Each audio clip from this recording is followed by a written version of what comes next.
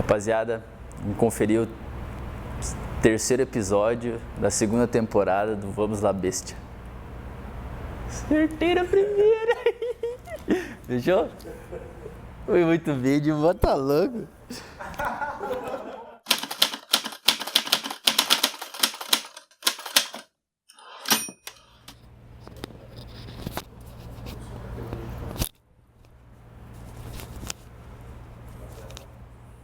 Bom, eu, além de ser cruzeirense desde criança, eu comecei a minha história realmente com o Cruzeiro em 1987, quando eu estava retornando dos Estados Unidos, havia terminado o meu curso de doutorado, e chegando aqui, um colega meu da universidade que já atendia o Cruzeiro, realizando os exames cardiológicos, né?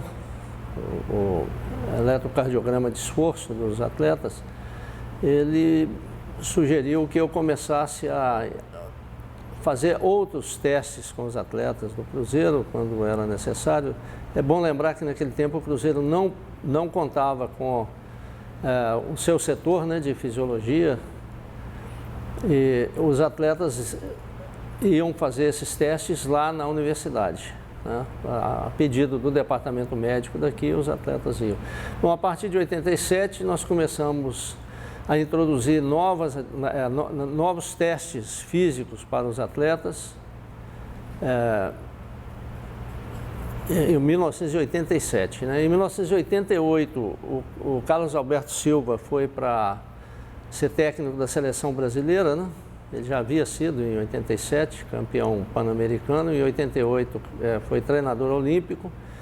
E ele resolveu trazer, ele e o Dr. Ronaldo Nazaré, que era o médico aqui na época, trouxeram a seleção para fazer toda a sua preparação inicial. Seria como se uma curta pré-temporada, né, para os Jogos Olímpicos aqui em Belo Horizonte. E nós conseguimos organizar toda a avaliação dos atletas, inclusive as avaliações laboratoriais, as avaliações oftalmológicas, as avaliações cardiológicas, médicas de maneira geral, clínicas, né? E as avaliações físicas, todas em Belo Horizonte e em locais, em laboratórios da universidade e em laboratórios que foram colocados à disposição da seleção. E logo em seguida houve um incremento desse trabalho aqui no Cruzeiro, né? O Cruzeiro, os dirigentes da época observando o que estava acontecendo, principalmente aí com a participação do nosso, na época eu era o supervisor geral, o Beneci Queiroz. Ele resolveu incrementar um pouco essa assistência que era dada aos jogadores, né, do clube. E eu passei, então, a dedicar mais tempo aqui para o Cruzeiro, né? A partir daí as coisas foram evoluindo, aí veio o início da década de 90, né? Foi uma época que o Cruzeiro começou a participar da Supercopa, né? Teve as competições, começou a ter mais sucesso, aliás, né, na Supercopa, foi campeão 2 vezes seguida, ganhou a Copa do Brasil. Começou a ganhar uma sequência de campeonatos mineiros também, né? Teve um período longo que o Cruzeiro predominou aqui também no estado. E o clube, à medida que foi percebendo que as coisas estavam melhorando, resolveu investir cada vez mais. Eu acho que você começar muito bem um campeonato, isso te traz uma certa tranquilidade, além de ser muito importante você classificar em primeiro da sua chave também, além de classificar, é claro, para que você possa levar a vantagem de jogar o segundo jogo em casa. Então, nós largamos muito bem, como também no Campeonato Mineiro, na Libertadores. Isso nos traz uma confiança também como equipe, como time muito grande, e esperamos continuar assim e em busca do nosso objetivo, que é ser campeão da Libertadores. Eu acho que é importantíssimo, né, para a gente ganhar confiança no decorrer da competição, 2 vitórias importantes. Acho que aquele jogo na Argentina nos deu uma confiança maior ainda para esse segundo jogo. E um jogo difícil, numa situação, um clima que não era favorável nem para nós, nem para o time do Huracan, e a gente conseguiu uma vitória. Então isso aí para a gente foi importantíssimo, uma vitória grandiosa que nos dá mais confiança ainda para essa sequência aí, o mais rápido possível conseguir a classificação. Felipe Scolari, que era o treinador da seleção brasileira, me convidou para começar um trabalho com o Runco, com o resto do pessoal lá da CBF, na montagem de uma nova estrutura para receber os atletas para a Copa do Mundo. E no final de 2017 eu fui surpreendido com um convite novamente do Cruzeiro, né?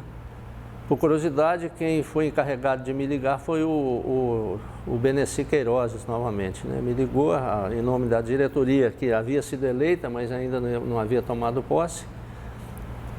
E, bom, eu estava saindo para uma viagem à China, representando lá o governo do Maranhão num projeto que eles estão desenvolvendo lá de intercâmbio esportivo, né? Eu pedi que me dessem um prazo, eu teria que fazer a viagem à China e assim que eu retornasse, eu iria entrar em contato. Logo que eu cheguei, fui chamado aqui em Belo Horizonte, fiz a reunião com a diretoria e acertei o meu retorno, né? Estou aí. Olha, a Libertadores, ela é tão desejada em questão de título, de ser campeão, justamente porque ela engloba os melhores times de todos os países da América do Sul. Então, nós sabemos que não vai ter nenhum jogo fácil.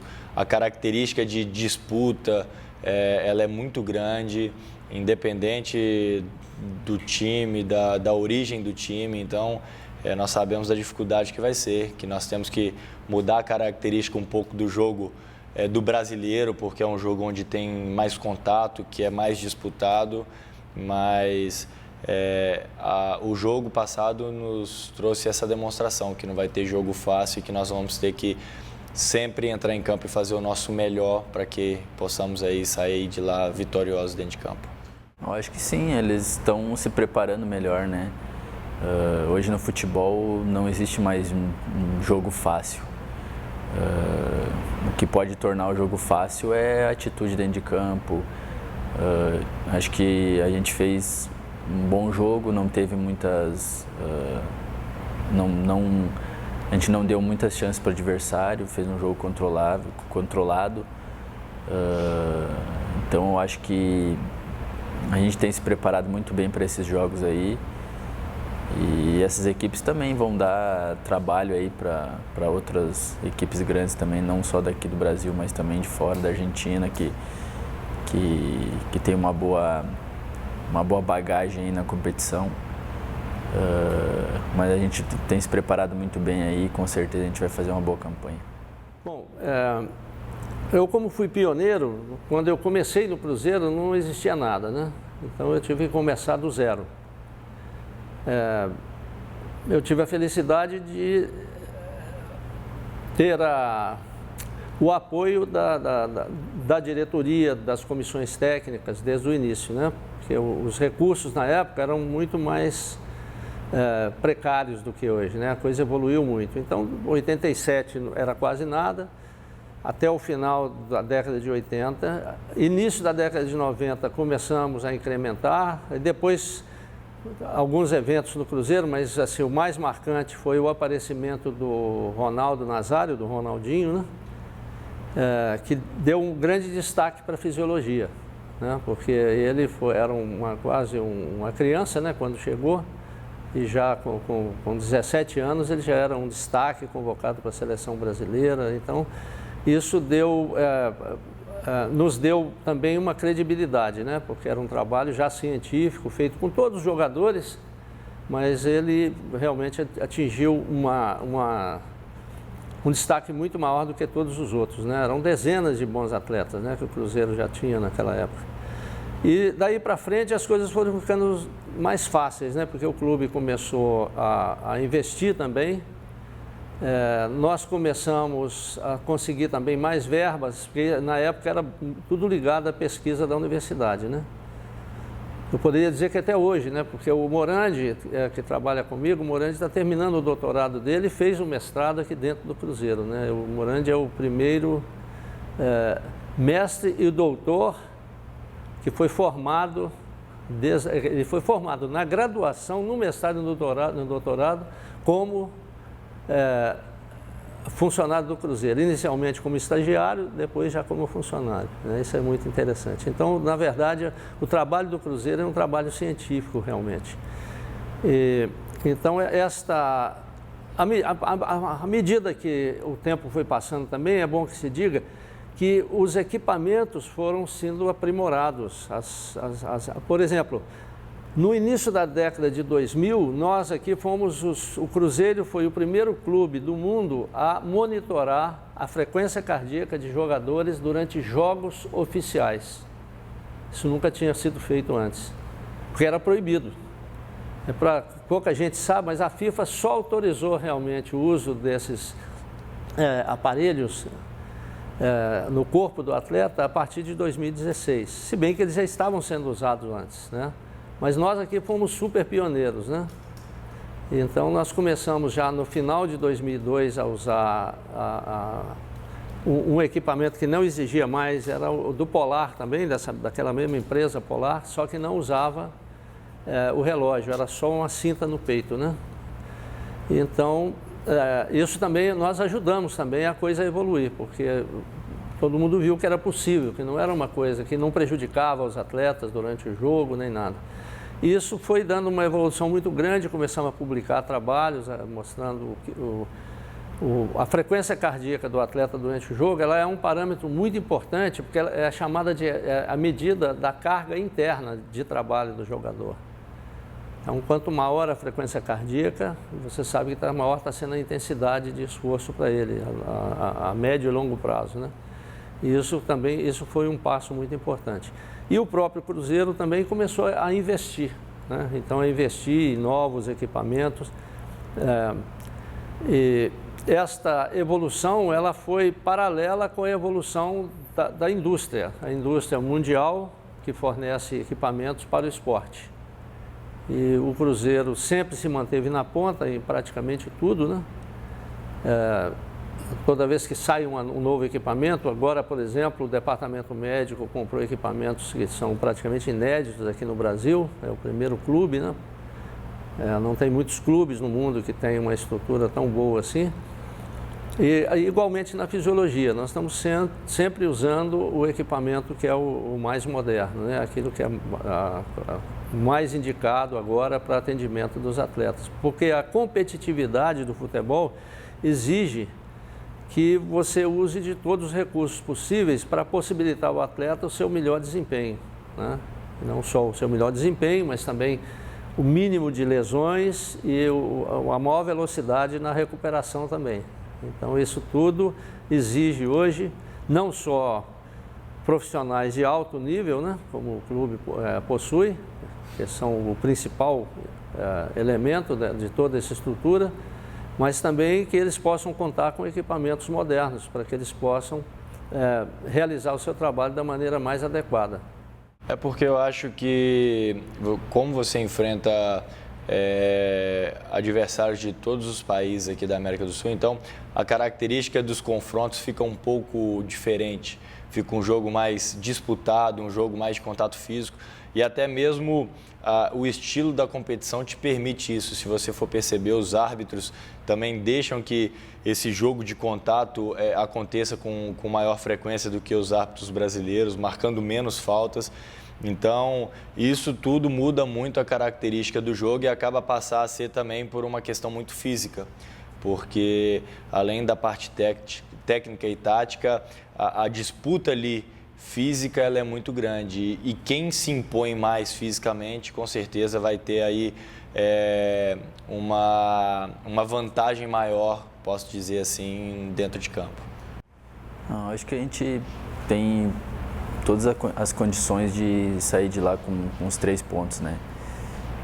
Mas para isso a gente vai precisar lutar bastante, vai ser um jogo bem físico, uma equipe muito forte fisicamente, então acho que a gente tem que ir para lá pensando em guerrear muito, muita vontade, muita determinação, que a gente tem certeza que a gente vai sair com um bom resultado de lá.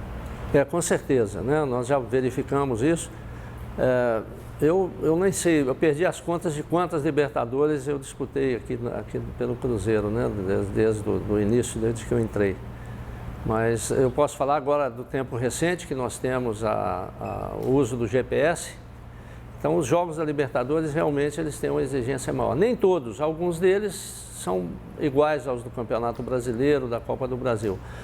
Mas a maioria é a intensidade bem mais alta mesmo. Isso porque existe uma motivação muito maior, tanto do lado dos atletas do Cruzeiro, quanto dos outros clubes. E outra, o nível dos clubes que vão chegando na Libertadores, né, que passam daquela fase pré-Libertadores para a fase de grupos e depois para a fase da eliminatória de mata-mata, vai ficando cada vez mais acirrado, né? Pode olhar ano passado, os clubes que restaram ali, os 8 últimos, eram clubes, todos eles muito parelhos, de altíssimo nível. Isso faz com que a exigência dos jogos seja muito maior, realmente.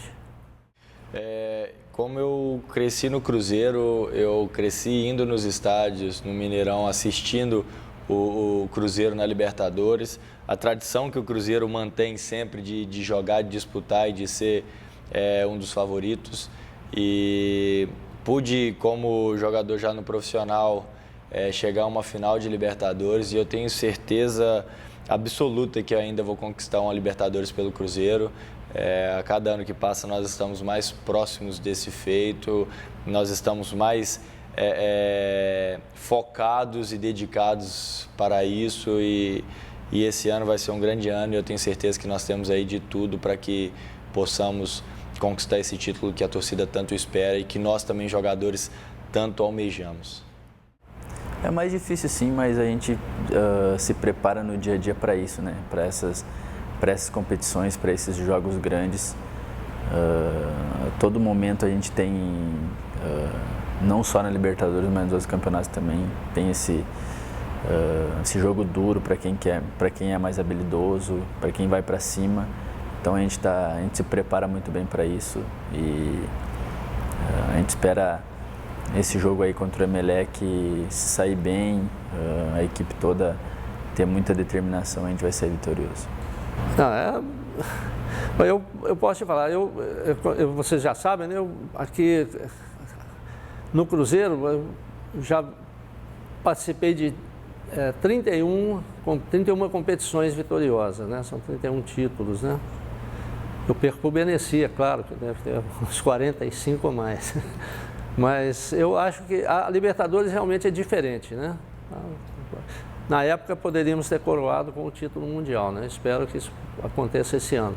Mas é realmente fantástico, porque é uma competição muito difícil, né? Todos os jogos, desde o início, os jogos são muito difíceis. Um clube que entrar desprevenido, ele sofre derrotas assustadoras, né? Inesperadas, né? Então, assim, o grau de atenção exigido tem que ser muito alto, todos os adversários entram muito concentrados, né? Igualmente concentrados, de forma que a maioria dos jogos é muito difícil, não tem jogo fácil. E chegar a uma final e vencer, melhor ainda, né? Eu cheguei a uma final que nós perdemos aqui no Mineirão também, que foi muito triste, foi um dos dias mais tristes da minha vida, né? O planejamento que a diretoria tem feito é fantástico, a questão de tudo que eles podem fazer e estão ao alcance, eles têm feito para que nós possamos render o nosso melhor dentro de campo, que o Cruzeiro possa estar cada dia mais fortalecido, e a nossa mentalidade aqui é essa, conquistar ainda mais, demonstrar ainda mais o que podemos dentro de campo para que o torcedor se alegre ainda mais.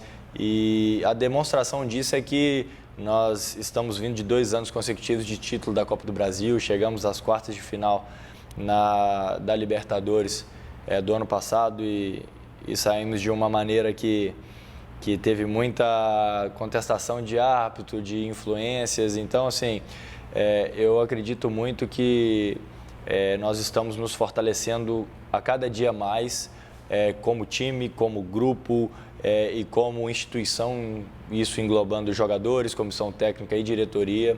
E eu tenho certeza que nós não vamos medir nenhum esforço sequer para poder trazer esse título para o Cruzeiro. A gente muito feliz, né? A gente não esperava assim a parte física também, a gente conversou bastante que ia demorar um pouquinho para chegar no nível do futebol brasileiro, né? Que no país que eu estava jogando tem menos jogos, então não tem o ritmo daqui, a intensidade. Então a gente achou que ia ser um pouquinho mais demorada essa adaptação aí, mas a gente trabalhou muito forte para chegar nesse momento e chegar dentro de campo e ter força para exercer o que a gente consegue, a gente faz, o que a gente faz dentro de campo, né? Usar bastante a velocidade, a força, e graças a Deus eu tenho feito bem isso, mas acho que dá para a gente melhorar mais ainda para dar mais alegria aos torcedores. Acredito que a mesma postura que nós tivemos na Argentina no primeiro jogo, onde nós jogamos fora de casa e diante de uma chuva muito grande, e a dedicação do time foi enorme, a disputa foi muito grande. Então eu tenho certeza que nosso time é bem maduro e preparado para suportar e adaptar a todo tipo de situação. Então vamos lá para o Equador fazer um grande jogo, e o Cruzeiro ele sempre entra em campo para vencer, e nós vamos buscar a vitória desde o início também, e eu tenho certeza que nós vamos fazer um grande jogo, e fico feliz que nós estamos evoluindo a cada jogo que se passa. A nossa evolução como equipe dentro de campo tem sido muito boa. Os jogos nós temos apresentado ainda um melhor futebol, e isso vai ser muito importante para a evolução da competição também. A gente fica sem palavras, né? O carinho tem sido muito grande, né? Comigo, com o pessoal que chegou agora. A gente fica muito feliz, nos dá confiança para poder chegar dentro de campo e poder fazer o que a gente sabe, o que a gente gosta de fazer, com confiança, né? Sem medo de errar. Isso aí, como eu falei, a gente fica sem palavras, né? A gente sabe que o torcedor gosta de brincar muito em dar apelido e coisa, mas a gente deixa isso mais para eles, né? Para eles brincar. A gente trabalha muito sério para conseguir chegar no alto nível. Então é muito difícil chegar e é muito trabalho, e a gente espera continuar assim para cada vez mais eles ficarem mais felizes com a gente.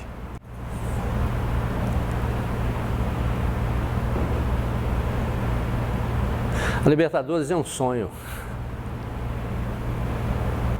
Todo mundo diz que a Libertadores é diferente, tem muita pegada, muita luta, então eu acho que passa pela nossa raça dentro de campo que o resultado vem, principalmente fora de casa as equipes brigam muito, então eu acho que a raça faz parte da Libertadores, e a gente, com isso, a gente vai chegar muito longe. Sonho. Acho que sonho de ser conquistada e de poder participar de um Mundial, que eu acho que é o ápice que cada clube pode chegar. Então, hoje, por mais que eu tenha vivenciado e esteja presente, eu acho que se eu posso definir ela em uma palavra, seria o sonho, porque é um sonho de todo jogador conquistá-la, e enquanto eu jogar futebol, eu vou estar fazendo o meu melhor para que eu possa conquistar e ter o prazer de ter sido campeão da Copa Libertadores. Vamos lá, bestia!